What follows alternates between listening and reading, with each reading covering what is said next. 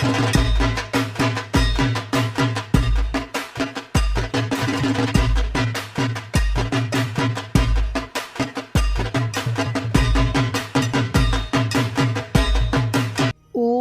नमश्चंडिकाय नमः। श्री दुर्गा सप्तशी भाषा दूसरा अध्याय। देवताओं के तेज से देवी का प्रादुर्भाव और महिषासुर की सेना का वध। महर्षि मेधा बोले, प्राचीन काल में देवताओं और असुरों में पूरे 100 वर्षों तक घोर युद्ध हुआ था और देवराज इंद्र देवताओं के नायक थे। इस युद्ध में देवताओं की सेना परास्त हो गई थी और इस प्रकार संपूर्ण देवताओं को जीत महिषासुर इंद्र बन बैठा था। युद्ध के पश्चात हारे हुए देवता प्रजापति श्री ब्रह्मा जी को साथ लेकर उस स्थान पर पहुँचे जहाँ पर कि भगवान शंकर विराजमान थे। देवताओं ने अपनी हार का सारा वृतांत भगवान श्री विष्णु और शंकर जी को कह सुनाया। वह कहने लगे, हे प्रभु, महिषासुर सूर्य, चंद्रमा, इंद्र, अग्नि, वायु, यम, वरुण तथा अन्य देवताओं के सब अधिकार छीनकर सबका अधिष्ठाता स्वयं बन बैठा है। उसने समस्त देवताओं को स्वर्ग से निकाल दिया है। वह मनुष्यों की तरह पृथ्वी पर विचर रहे हैं। दैत्यों की सारी करतूत हमने आपको सुना दी है और आपकी शरण में इसलिए आए हैं कि आप उनके वध का कोई उपाय सोचें। देवताओं की बातें सुनकर भगवान श्री विष्णु और शंकर जी को दैत्यों पर बड़ा गुस्सा आया।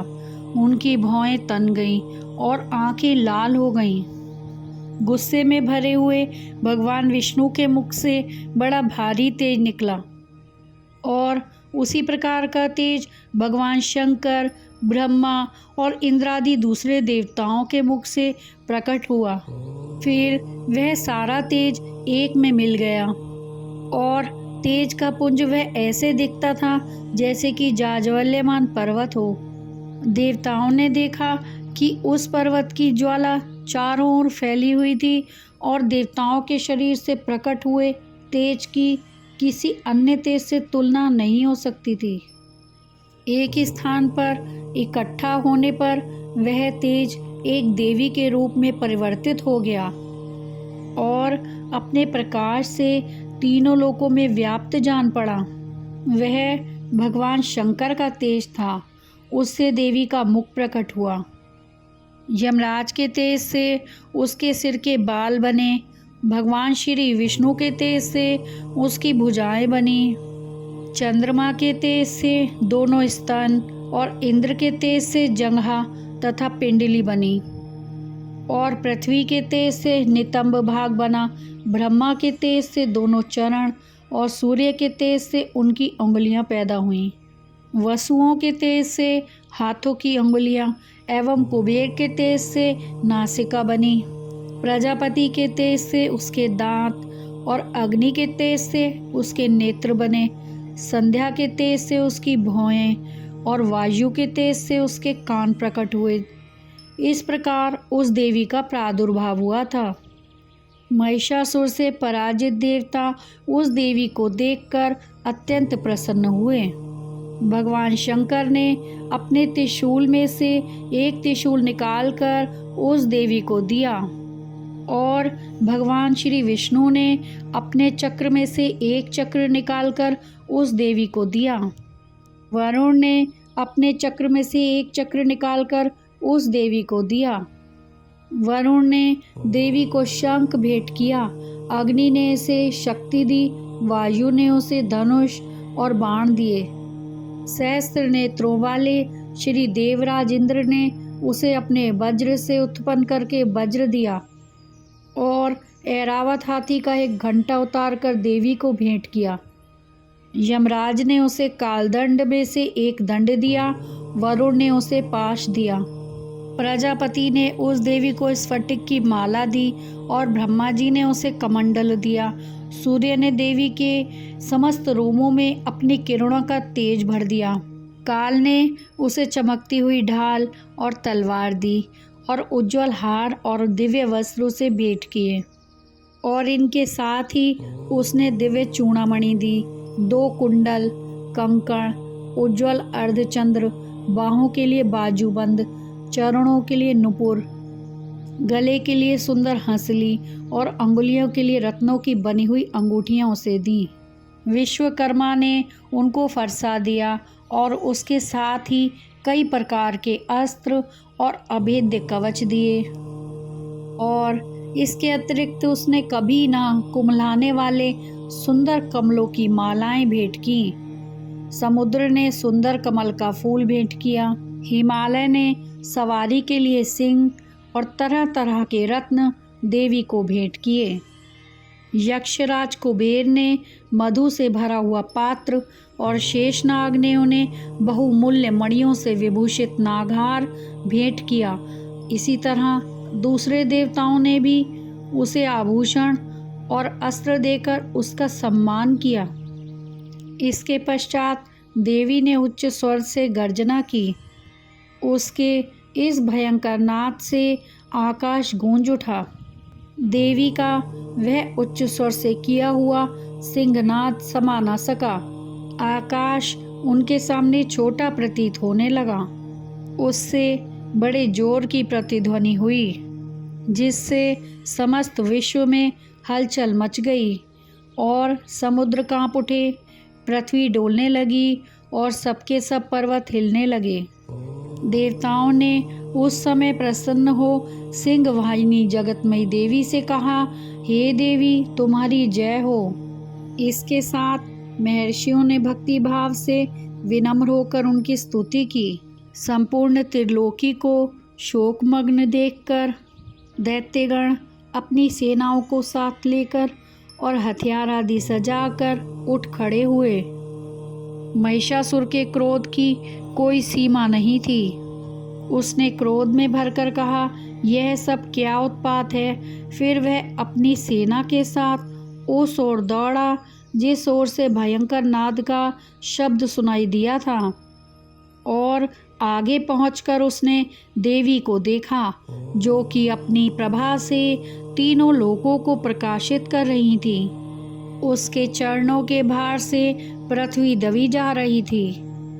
माथे के मुकुट से आकाश में एक रेखा सी बन रही थी, और उसके धनुष की टंकोर से सब लोग क्षुब्ध हो रहे थे। देवी अपनी सहस्रों भुजाओं को संपूर्ण दिशाओं में फैलाए खड़ी थीं। इसके पश्चात उनका दैत्यों के साथ युद्ध छिड़ गया और कई प्रकार के अस्त्र शस्त्रों से सबकी सब दिशाएं उद्घाषित होने लगीं। महिषासुर की सेना का सेनापति चिक्षुर नामक एक महान असुर था। वह आगे बढ़कर देवी के साथ युद्ध करने लगा और दूसरे दैत्यों की चतुरंगणी सेना साथ लेकर चामर भी लड़ने लगा, और 60,000 महारथियों को साथ लेकर उदग्र नामक महादैत्य आकर युद्ध करने लगा, और महाहनु नामक असुर 1 करोड़ रथियों को लेकर असीलोमा नामक असुर 5 करोड़ सैनिकों को साथ लेकर युद्ध करने लगा। वाशकल नामक असुर 60 लाख असुरों को साथ लेकर युद्ध में आ डटा। विडाल नामक असुर 1 करोड़ रथियों सहित लड़ने को तैयार था। इन सब के अतिरिक्त और भी हजारों असुर हाथी और घोड़े साथ लेकर लड़ने लगे, और इन सब के पश्चात महिषासुर करोड़ों रथों, हाथियों और घोड़ों सहित वहां आकर देवी के साथ लड़ने लगा। सभी असुर तोमर, बिंदीपाल, शक्ति, मूसल, खड़ंगों, फरसों, पट्टियों के साथ रणभूमि में देवी के साथ युद्ध करने लगे। कई शक्तियाँ फेंकने लगे और कोई अन्य शस्त्र आदि। इसके पश्चात सबके सब दैत्य अपनी अपनी तलवारें हाथों में लेकर देवी की ओर दौड़े और उसे मार डालने का उद्योग करने लगे। मगर देवी ने क्रोध में भरकर खेल ही खेल में उनके सब अस्त्र शस्त्रों को काट दिया। इसके पश्चात ऋषियों और देवताओं ने देवी की स्तुति आरंभ कर दी और वह प्रसन्न होकर असुरों के शरीरों पर अस्त्र शस्त्रों की वर्षा करती रहीं। देवी का वाहन भी क्रोध में भरकर दैत्य सेना में इस प्रकार विचरने लगा जैसे कि वन में दावानल फैल रहा हो।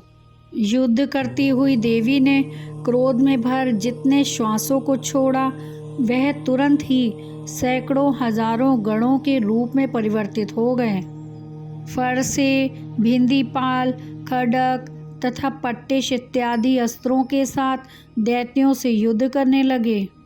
देवी की शक्ति से बड़े हुए वह गण दैत्यों का नाश करते हुए ढोल, शंख व मृदंग आदि बजा रहे थे। तदंतर देवी ने त्रिशूल, गदा, शक्ति, खड्ग इत्यादि से सहस्त्रों असुरों को मार डाला। कितनों को घंटे की भयंकर आवाज़ से ही यमलोक पहुंचा दिया। कितने ही असुरों को उसने पास में बांधकर पृथ्वी पर धर घसीटा।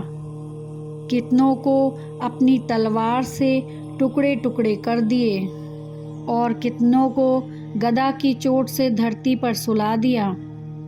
कई दैत्य मूसल की मार से घायल होकर रक्त वमन करने लगे और कई शूल से छाती फट जाने के कारण पृथ्वी पर लेट गए और कितनों की बाण से कमर टूट गई।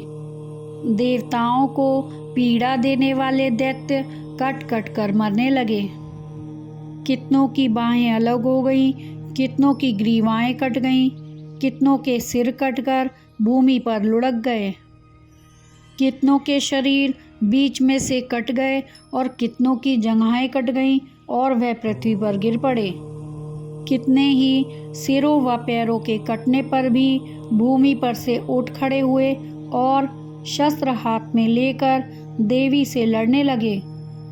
और कई दैत्यगण भूमि में बाजों की ध्वनि के साथ नाच रहे थे। कई असुर जिनके सिर कट चुके थे बिना सिर के धड़ से ही हाथ में शस्त्र लिए हुए लड़ रहे थे। दैत्य रह रहकर ठहरो ठहरो कहते हुए देवी को युद्ध के लिए ललकार रहे थे। जहाँ पर यह घोर संग्राम हुआ था वहाँ की भूमि रथ, हाथी, घोड़े और असुरों की लाशों से भर गई थीं और असुर सेना के बीच में रक्तपात होने के कारण रुधिर की नदियाँ बह रही थीं। और इस तरह देवी ने असुरों की विशाल सेना को क्षण भर में इस तरह से नष्ट कर डाला जैसे तृण काष्ठ के बड़े समूह को अग्नि नष्ट कर डालती है। और देवी का सिंह भी गर्दन के बालों को हिलाता हुआ और बड़ा भारी शब्द करता हुआ असुरों के शरीरों से मानो उनके प्राणों को ढूंढ रहा था। वहाँ देवी के गणों ने जब दैत्यों के साथ युद्ध किया तो देवताओं ने प्रसन्न होकर आकाश से उन पर पुष्पों की वर्षा की। श्री मार्कंडेय पुराणे सावर्णिके के मनवंतरे देवी महात्म्य महिषासुर सैन्यवधो नाम द्वितीय अध्याय संपूर्ण।